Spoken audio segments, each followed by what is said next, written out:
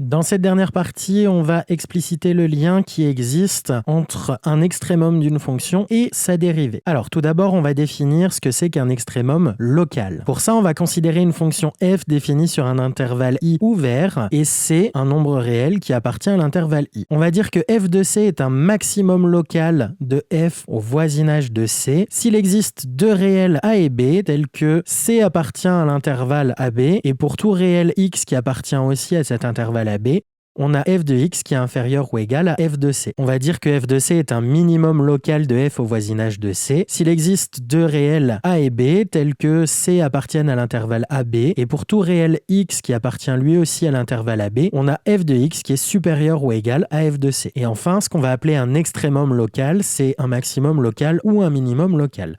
Extrémum, c'est le terme générique. Alors, un exemple. On considère une fonction h définie sur l'ensemble des nombres réels dont on vous donne la courbe représentative. Alors, on peut dire que h de 2 est un minimum local de la fonction h, puisque autour de 2, les autres images sont plus grandes que h de 2. On pourra dire que h de 1 est un maximum local de la fonction h, puisque si on se place au voisinage de 1, les images des autres nombres sont toutes inférieures à h de 1. h de moins 1 est un autre minimum local de h, et c'est même le minimum global de la fonction, puisque c'est la valeur la plus petite prise par la fonction. Et pour cette fonction, il ne semble pas y avoir de maximum global. Alors, quel est le lien entre la dérivation et les extrémas ? Donc on va commencer par une propriété. On considère une fonction f définie et dérivable sur un intervalle i et c qui est un nombre réel qui n'est pas une des bornes de cet intervalle i. Alors si f de c est un extrémum local de f, alors f' de c va être égal à 0. Et réciproquement, si f' de c s'annule, mais cette fois en changeant de signe, alors f de c est un extrémum local de f. Une remarque par rapport à ça. Faites bien attention au niveau de la réciproque. La dérivée de la fonction f peut très bien s'annuler en c sans pour autant que la fonction n'admette un extrémum local en cette valeur. C'est le cas par exemple de la fonction cube en 0. La dérivée de la fonction cube en 0, elle s'annule. Pour autant, la fonction cube n'admet pas d'extrémum en 0.